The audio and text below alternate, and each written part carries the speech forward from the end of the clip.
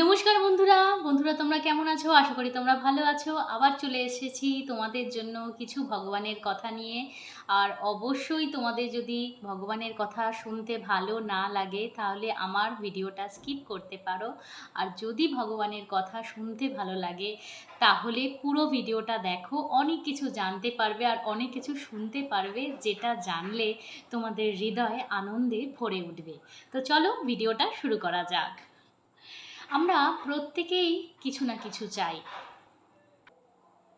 কখনো আমরা ভগবানের কাছে টাকা পয়সা চাই, কখনো আমরা সুস্থ শরীর চাই, কখনো আমরা দীর্ঘ আয়ু চাই।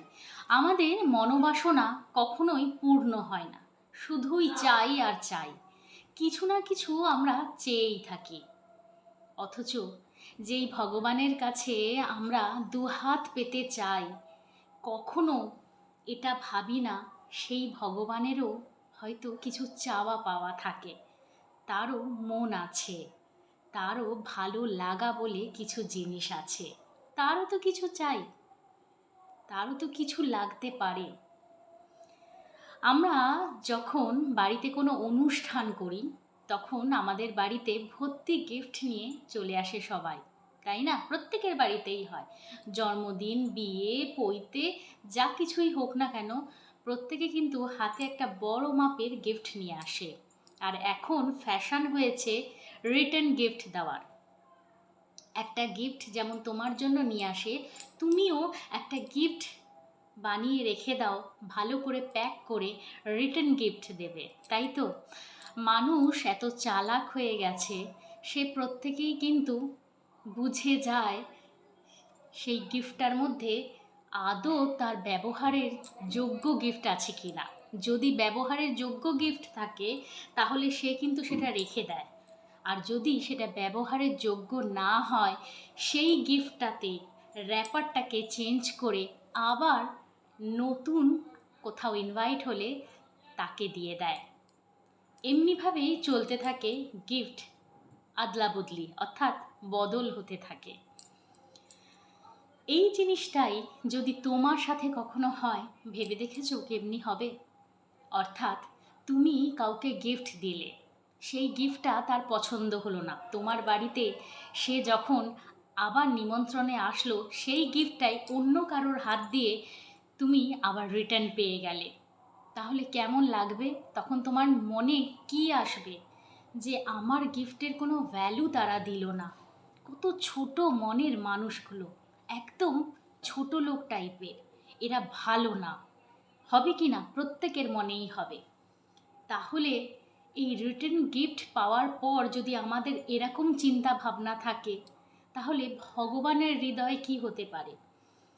আমরা প্রত্যেকেই ভাবি টাকা পয়সা তো আমরা কামাচ্ছি, এখানে ভগবানের কি আছে? তোমরা কি জানো আমরা একটা নিমিত্ত মাত্র। টাকা পয়সা যা কিছুই আছে সবই কিন্তু ভগবানের দেওয়া। হ্যাঁ, শুনলে একটু অবাক লাগে, কিন্তু এটা কিন্তু বাস্তব। অর্থাৎ আমরা ভগবানকে যে ভেটটা চড়াই, মন্দিরে যখন যাই প্রসাদ চড়াই, ফুল চড়াচ্ছি, সব কিছু কিনে নিয়ে আসছি পয়সা দিয়ে। অর্থাৎ ভগবানই দেওয়ার জিনিস, ভগবানের দেওয়ার জিনিস ভগবানকেই দিচ্ছি। ভেবে দেখেছো ভগবানের মনে কেমনি হতে পারে?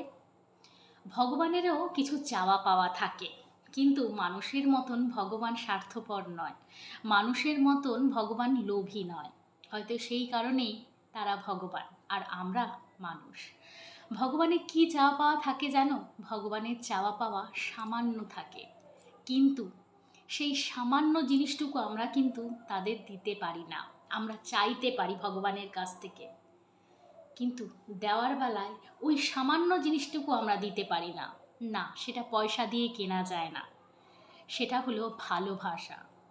ভালোবাসাটাকে কখনো পয়সা দিয়ে কেনা যায় না, জোর করে কাউকে ভালোবাসাও যায় না।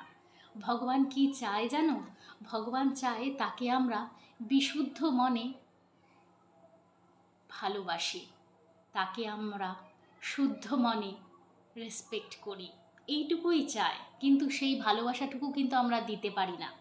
কিন্তু অনেকেই বলবে, প্রশ্ন ওঠাবে, কে বলেছে? আমি তো ভগবানকে প্রচুর ভালোবাসি। তাই যদি তাই হয়, ভগবানের কাছে কোনো কিছু চাওয়ার পর সেটা যদি তুমি না পাও, সেই শ্রদ্ধাটা, সেই ভালোবাসাটা তারপরেও তুমি দিতে পারবে? বলা অনেক সহজ, করা ততটাই কঠিন। তাই ভগবানকে ভালোবাসলে জগতে কোনো কিছু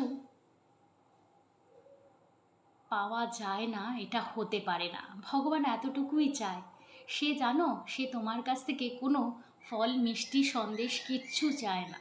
সে চায় তুমি ভক্তি ভরে তাকে শ্রদ্ধা করো, ভক্তি ভরে তাকে প্রণাম করো, ভক্তি ভরে তাকে ভালোবাসো।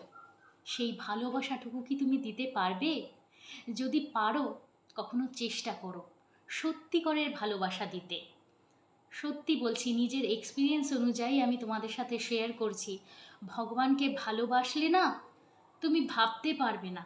একটা ছোট্ট ইনসিডেন্ট আছে, যেটা কিনা দেখো, প্রত্যেকেই বলে ভগবানের সাথে আমার কিছু এক্সপিরিয়েন্স, যেমন আমিও তোমাদের সাথে অনেক কিছু এক্সপিরিয়েন্স শেয়ার করেছি, কিন্তু কিছু কিছু পার্সোনাল এক্সপিরিয়েন্স থাকে যেটা শেয়ার করা যায় না। সেটা ভগবানের সাথে তোমার সম্পর্ক সবার সামনে তুলে ধরা যায় না।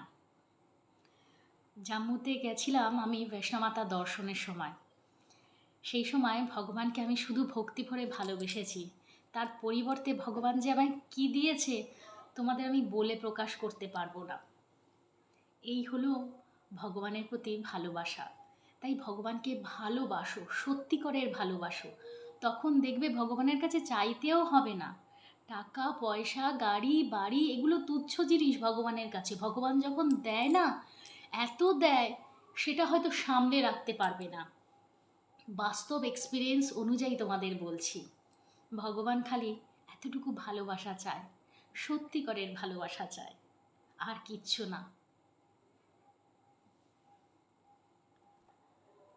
তবুও আমাদের হৃদয়টা এত কটু, এত ছোট, সত্যিকারের ভালোবাসা কিন্তু আমরা খুব কম লোকই ভগবানকে দিতে পারি। শর্ত রাখি, বিজনেস করি ভগবানের সাথে, বড় দেখে মিষ্টির প্যাকেট নিয়ে যাই, বেশি করে ফুলের ডালাটা নিয়ে যাই বড় করে, আর গিয়ে ভগবানকে অফার করি, এ নাও তোমার জন্য এটা আমি এনেছি, তার পরিবর্তে তুমি আমাকে এটা দাও, ওটা দাও, সেটা দাও। কিচ্ছু লাগবে না ভগবানের কাছে যেতে। মন্দিরে যাও না, খালি হাতে যাবে, খালি হাতে যাবে। হাতে কি নিয়ে যাবে জানো? হাতে শুধু ভালোবাসাটুকু নিয়ে যাবে, সত্যিকারের ভালোবাসা। হয়তো এত বড় ডালিতেও এত ফল মিষ্টি নিয়ে আসা মানুষটিকেও হয়তো সেই জিনিসটা দেবে না, তোমাকে যেটা দেবে। তাই ভগবানকে সত্যিকারের ভালোবাসো যদি কিছু পেতে চাও। আমরা তো স্বার্থপর, বিনা স্বার্থে তো কোনো কাউকেই ভালোবাসি না, ভগবানকেও না। তাই স্বার্থপরতা হিসেবেও যদি ধরে নাও, তাও যদি এতটুকুও সত্যিকারের ভালোবাসতে পারো, দেখো ভগবান তোমার কাছ থেকে কিছু নেয় কি না। ভগবান নেয় না গো, ভগবান দেয়। তোমার জীবনে যত চাহিদা আছে, প্রত্যেক কটা চাহিদা ভগবান মিটিয়ে দেবে, ভগবান দিয়ে দেবে। তাদের চাই শুধু ভালোবাসা। যদি পারো ভগবানকে সত্যিকারের ভালোবেসো। তো আজকে এতটুকুই বন্ধুরা। যদি ভালো লেগে থাকে আমার ভিডিওগুলো, অবশ্যই চ্যানেলটাকে সাবস্ক্রাইব করবে, লাইক করবে, কমেন্ট করবে। আর যদি তোমাদের কোনো টপিকের উপরে কথা জানতে ইচ্ছা হয়, অবশ্যই কমেন্ট সেকশানে কমেন্ট করবে। ভালো থাকবে।